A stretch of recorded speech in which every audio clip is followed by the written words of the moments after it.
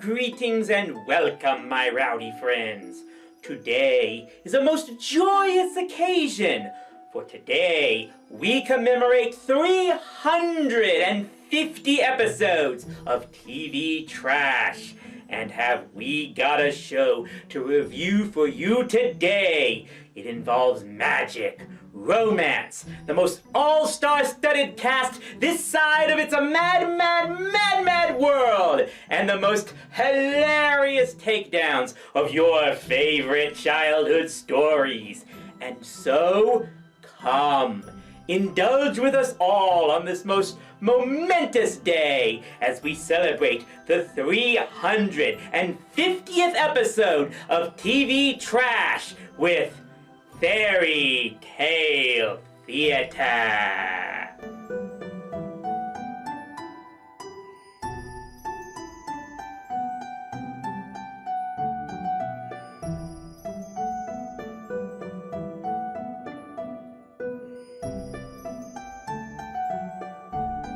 For every generation, there is certainly that one piece of media that has been lost in the ages since, but was integral in the lives of those who grew up with it. For Gen X, one such entity was Fairy Tale Theater. Originally part of the fledgling premium cable networks before becoming a staple of the booming home video market. Fairy Tale Theater was the creation of Shelley Duvall, who I guess was looking to make something more lighthearted for herself after everything Stanley Kubrick put her through on The Shining. Although she actually came up with the idea while on the set of Popeye, bantering the idea to a certain co-star of hers who we'll bring up in a bit. It was a co-production of Lionsgate Films along with the Oklahoma-based Gaylord production company.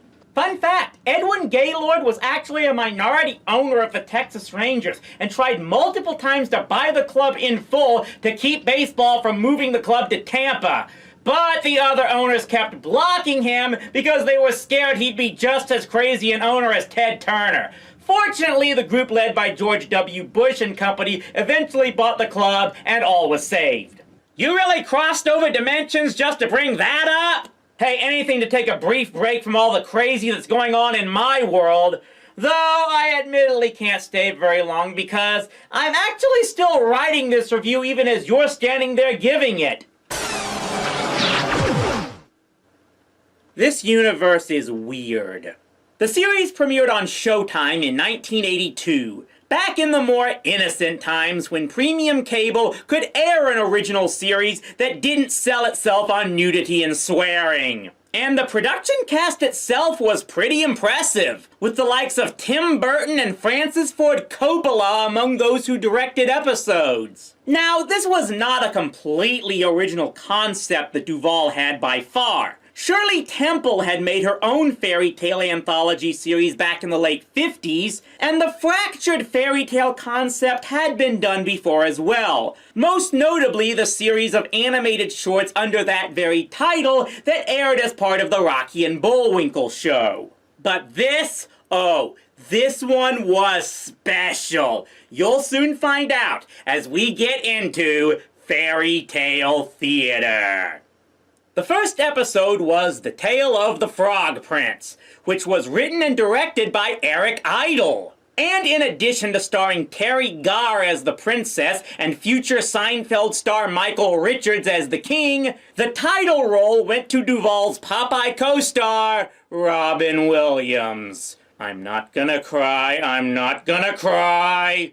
Right from the start, you could tell this series was going to do its own thing. It opens by saying the prince was actually cursed to be a frog from birth by a fairy angry that she wasn't invited to the christening, as if it was taken from a certain other story or two.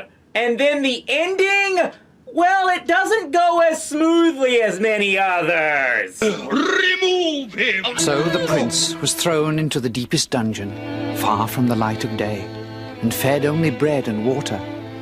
And the princess was sent off to a very strict boarding school, where she was forced to learn Latin and play hockey. And the king fell into a great decline, and the kingdom withered, and the queen became ill, and all might have ended disastrously were it not for the prince's fairy godmother, And the king cried for joy and apologized to the prince and sent for the princess from the very strict boarding school, and all was forgiven and forgotten. It's a fine enough version, but you know what it really could have used? Frog and how? Wally, Wally, Froggy, get a mighty pow. I just had to. The second episode was Rumpelstiltskin, where Duval herself stepped in to play the role of the miller's daughter, with Ned Beatty as her father, and legendary Paradise Island star Hervé Villechaize as the title character. It must be Rumpelstiltskin. No?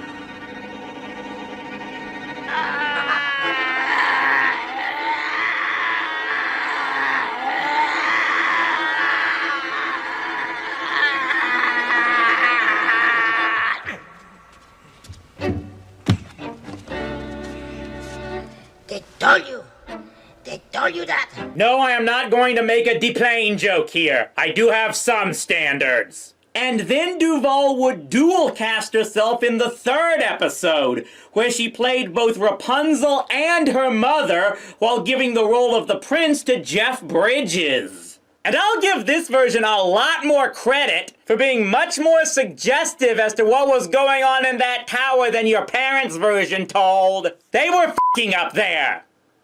I love ruining childhoods. Though it's possible Disney may have stolen a couple of things from this version as well. You see how much better it is when you do as I say? You're a lucky girl to have a mother that loves you as much as I do. If you really loved me, you wouldn't keep me locked up in this tower.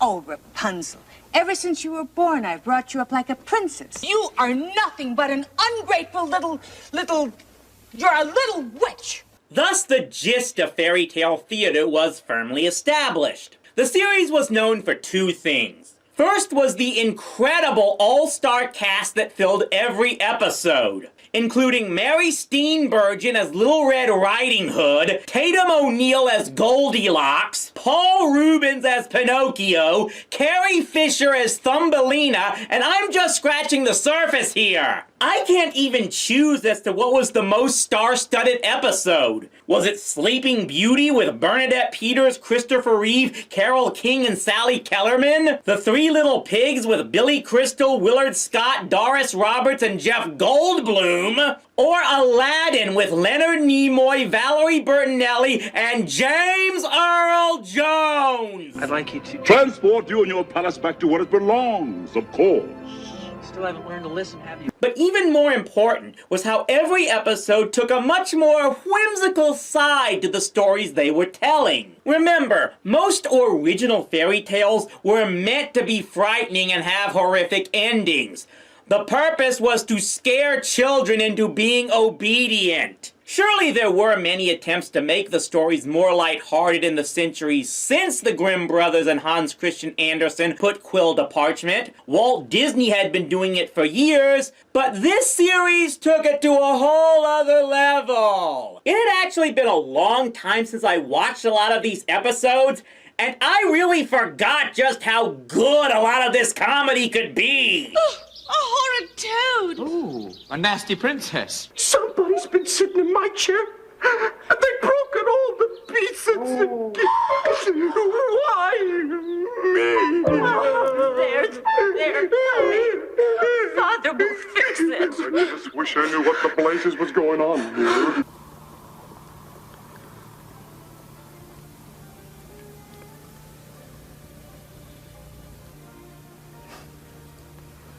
What kept you? That's not to say some of the jokes couldn't be a bit dated. I felt like reaching out and touching someone, but you weren't here, so I called instead. It was funny in the 80s, people, trust me. See, I got dinner guests coming, and you're the main course, so come on, open up. No, not by the hair of my chinny chin chin. Okay, listen up, because I'm only going to say this once. Open the door. Or I'm going to huff, and I'm going to puff, and, I'm going to blow your house in. What do you think of that? He's still Jeff Goldblum, people. Did you really think you were gonna get the Disney Big Bad Wolf here? Whatever you do, don't jump down the chimney! I'll jump down the chimney and surprise him.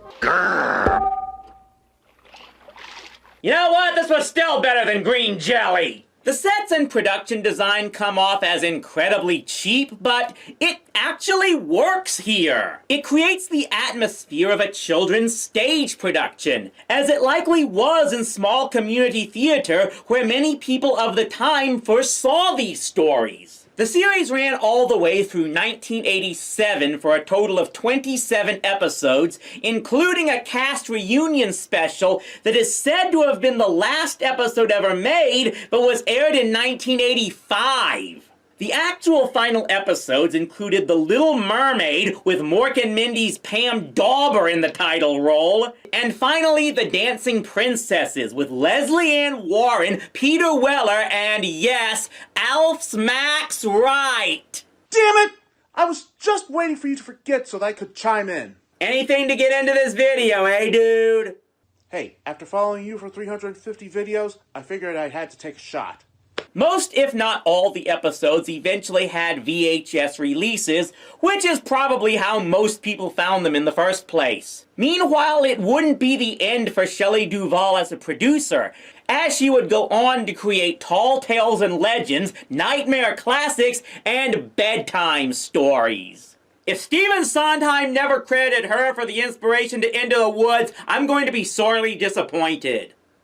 Fairy tale theater is an absolute gem that has mostly been lost through the years, but one I would still recommend to anyone of any age. It harkens back to a time when everything didn't need to be incredibly dark and complex, not even on premiere cable TV. It's silly and nonsensical, but it doesn't have a problem laughing at itself. And the fact that it could get so many big names to take part in playing something so ridiculous means it must have been doing something right. This is why I've frequently chosen to find something good for an anniversary like this. Some people have asked me why I continue to call my series TV trash when I've never shied away from the good but obscure. It's because if there's one thing I've learned after doing this 350 times, it's that sometimes you have to dig through the trash in order to find treasure. Sadly, the treasure ends here for the time being. The next couple of episodes to round out this season of TV trash, this is gonna hurt, people.